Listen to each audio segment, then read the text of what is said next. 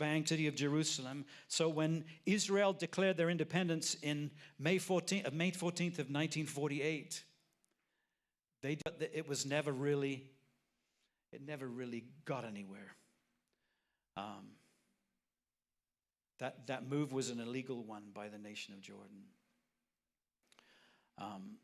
And it would take a while for that to get resolved, and I'll tell you about that in just a minute. But as soon as Israel declared their independence, in agreement with the UN, in agreement with the nations, of course, all the Arab nations had not voted for Resolution 181. They had all ignored it.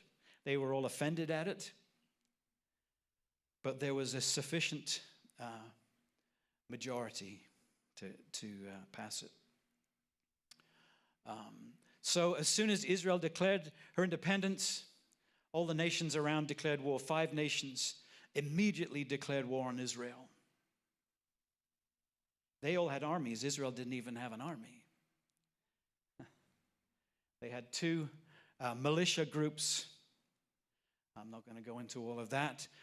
And very few weapons. The weapons they had were old-fashioned. But the fact that 5 nations declared war, actually there were 7 because there were 2 other nations that didn't send troops, but they sent resources. 7 nations at war with this little fledgling nation is trying to get off the ground, and they haven't even been a nation for a day yet. Not even 24 hours. But God, right? Israel won that war. It's not possible. It's ridiculous. It makes no sense at all. All of the military trainers refuse to use Israel as an example for how you win wars. Because it makes no sense that Israel would have won that war, except if you understand that God was calling it forth. It was David Ben-Gurion who declared independence, and one of the things that he said was, in order to be a realist in Israel, you have to believe in miracles. You have to. God is in this. And the nation of Israel was established. It won that war, not without the loss of life, but it was a little over a year or so, that war, till 1949. When Israel won that war, Jordan blocked passage of the Jordanians that were now in the West Bank and Judea and Samaria, would not allow them to come back and repatriate into the nation of Jordan. They were kept in order to be a thorn in Israel's side. That was specifically the mentality, and that was part of the agreement that Jordan had made with the Arab League, because the Arab League did not want Israel to exist. Eventually, Jordan agreed to repatriate some of those people, but by which time it was quite a long time later, and they had already been pretty much established, had homes where they were. So now we get to 1967, the 6-Day War. Once again, Egypt and Syria primarily, and Jordan joined in as well. Those 3 nations planning to go to war with Israel, planning to wipe out these Jewish people so they can have this 1/10 of 1% of the land back, because they're so deprived of space. I'm being facetious. So 1967, June 5th to June 10th. I mean, is it possible that a war between Israel and 3 other nations?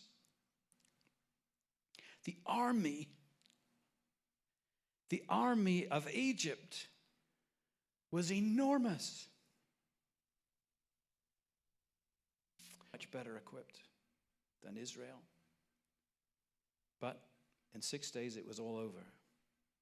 Bada boom, bada bing.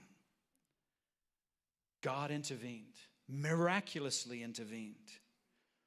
But what was going on during this, right before the 6-day war, the Egyptian army was lining up on the border of Israel, and the Syrian army was lining up on the northern border of Israel and northeastern border of Israel. And word was sent to the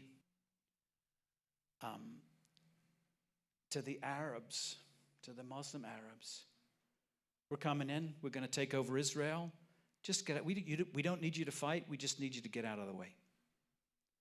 I forgot to mention that in the War of Israel's independence, 1948-49, they had been, a lot of Arabs ended up in refugee camps. In Jordan, Lebanon, Syria, and also in the West Bank and in the Gaza Strip. There were refugee camps in 1949. And the UN established a group called UNWA, United Nations Relief Work Agency, to care for these refugees and help to repatriate them. Well, that's what a refugee organization is supposed to do, right? Help the people to be repatriated. That's not what they did at all. By 19 years later, 1967, those refugee camps were all still in place, all run by UNWA. And none of them, normally when you have refugees, you put them in a camp for a short season, and maybe within 2 or 3 years, at the most 5 years, you've gotten them out of the camp and repatriated into the nations around. But the Arab League wouldn't allow that to happen, and UNWA wouldn't allow that to happen. What they wanted to do was to partner with the wrong heart and spirit and make this difficult for Israel and keep all of those refugees stuck in camps, in refugee camps. So in 1967, a lot more followed, because they had been told, we don't need you to fight, we just need you to get out of the way. So they all fled to the refugee camps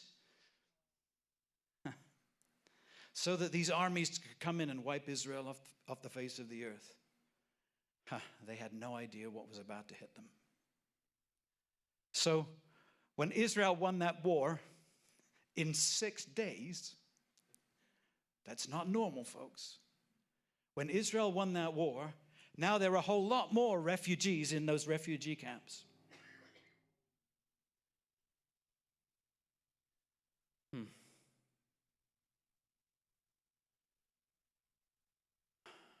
At that same time, as soon as Israel won that war, the Arab League talked with all the nations around Israel, most of the Middle East, and said, if there are Jews in your nation, kick them out.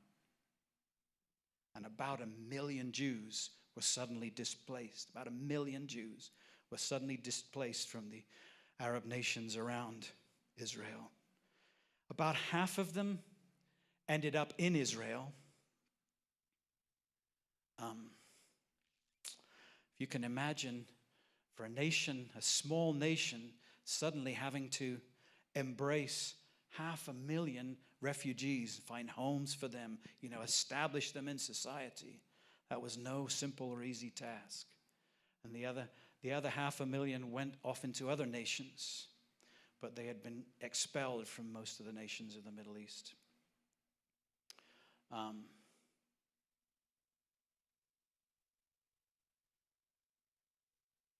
Those refugees, in 1950, based on a certain accounting of the numbers, it was believed that there are about 914,000 refugees in all of those camps. In 2018, a head count in the same refugee camps, you understand, 70 years later, there should be no refugee camps after 5 years. 70 years later, not only do you have the original refugees, those that are still alive, but their children and their grandchildren, and in some cases even their great-grandchildren. Over 5.5 million refugees. which created another issue for Israel, that the Palestinians, when they would try to negotiate with the Palestinians would say, we want the right of return. The right of return was those 5.5 million Palestinian refugees, if you will, Arab Muslim refugees for the most part, could now come in and become Israeli citizens. Israel was never going to allow that to happen. It couldn't happen. It would have, at that time, when they first started negotiating for a peace treaty between Israel and the Palestinians, that was one of the big issues, the right of return. But at that time, when that was first on the table, it would have overturned the population of Israel so that the Jewish people were in the minority. That can't possibly happen. So that was taken off the table. It had to be taken off the table. Okay, I realize my time's not just about out, and I haven't really gotten us up to what's going on right now. But before I get into that, if you give me just a few minutes, I just need to finish my thoughts here.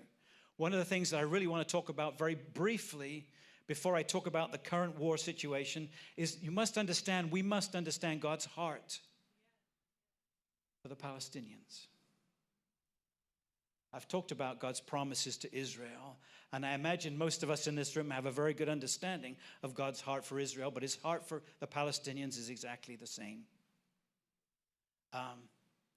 When we first moved to Jerusalem, there was a gentleman there named Bassem, who is an Arab-Palestinian believer. He's become a friend. And he said something that I think had such an impact on me. And this is what he said. If you have a soulish love for the Jewish people, you will hate the Arab peoples.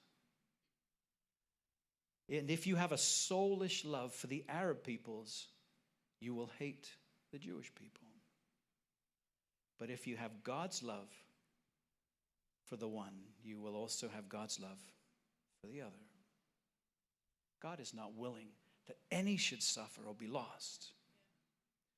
But each nation has a specific purpose in God. And so,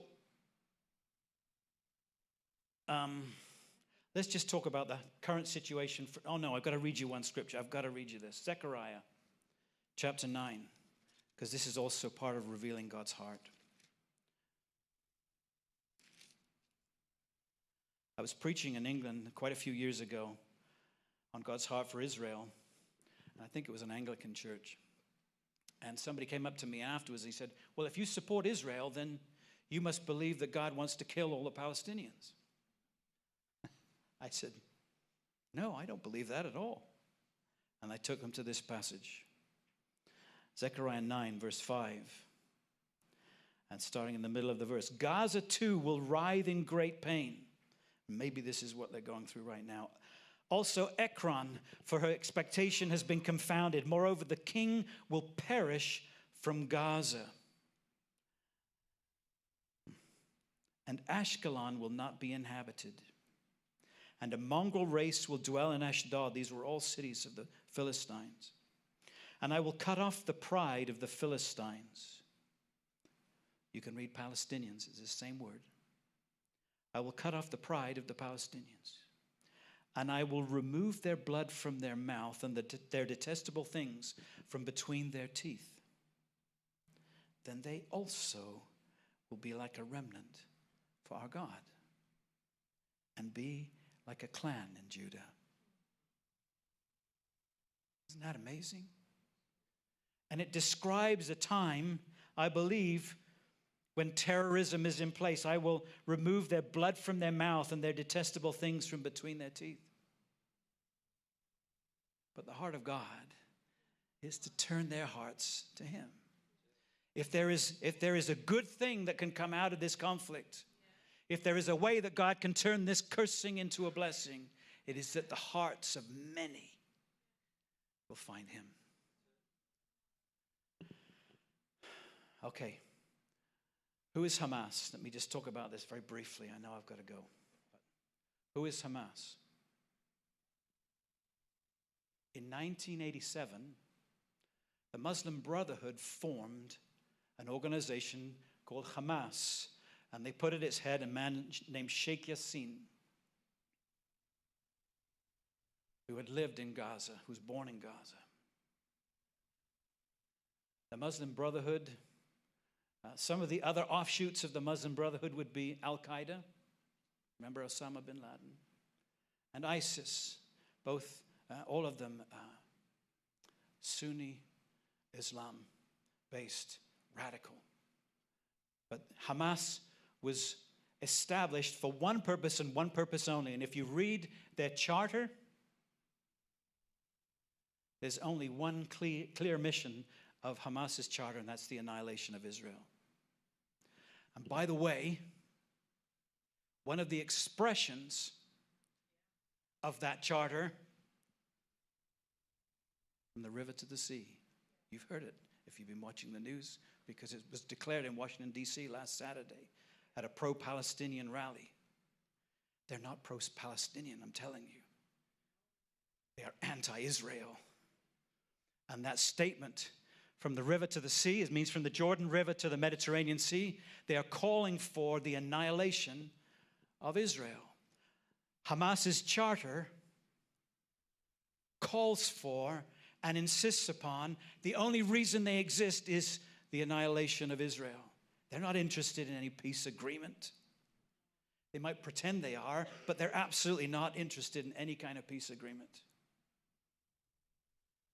But I will tell you this, they're maybe not the sharpest tool in the shed. And I don't mean to be flippant, but they could not have planned this attack of October 7th. We now know for sure that Iran is the one that planned this attack and gave instructions to Hamas. We know that they brutally tortured and killed 1,400 Israelis. And we now know that of those 1,400 Israelis that they killed, at least 80% of them were tortured before they were killed. I cannot say in this public forum the despicable, demonic things that they did. But many of them carried cameras, video cameras, on them. And when they were killed in confrontations with Israeli soldiers, all of those cameras, they downloaded all of that video.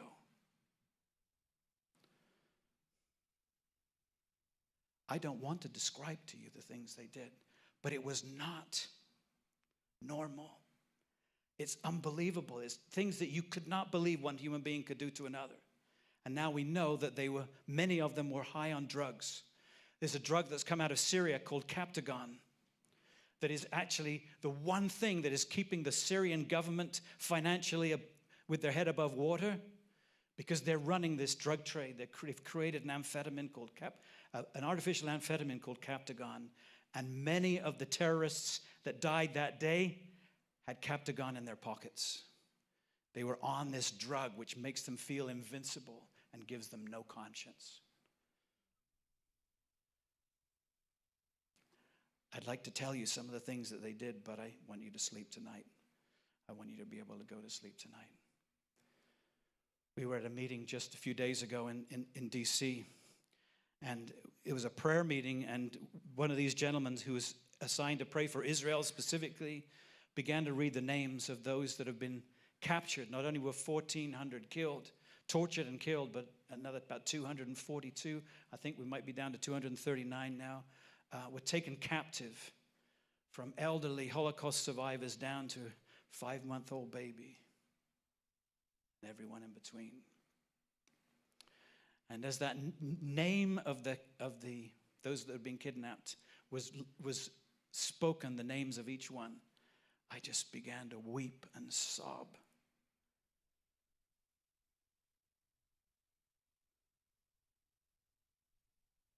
Those hostages have now been held underground in the tunnels for about 5 weeks. Hamas had offered those terrorists $10,000 if you can kill some Jews. If you can bring back a live captive, we'll give you an apartment for every live captive you can bring back.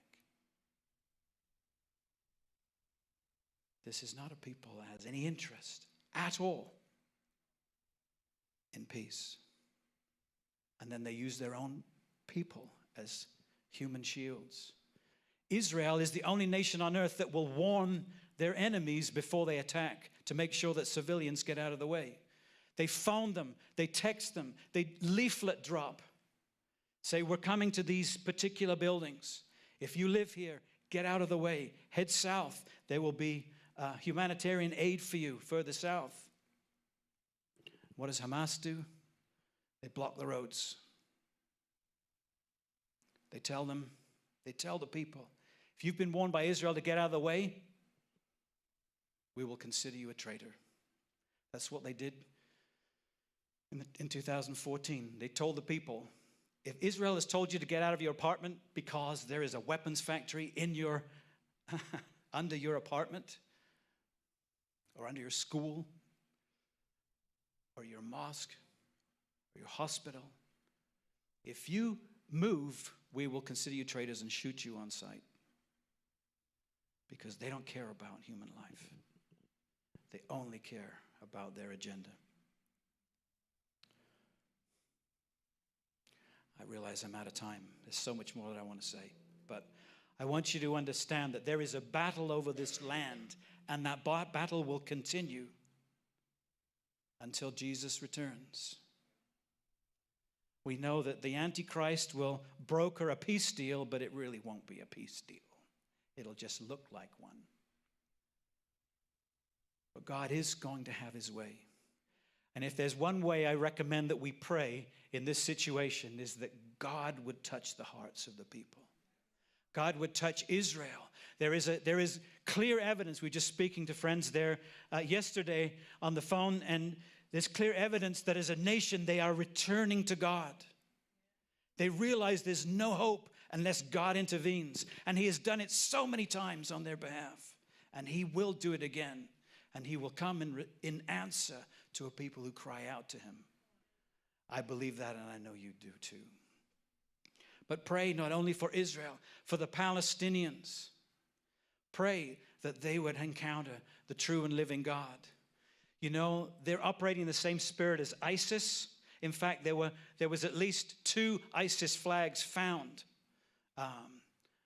among the terrorists. One of them was hung up in Kfar Aza, one of the communities where they attacked.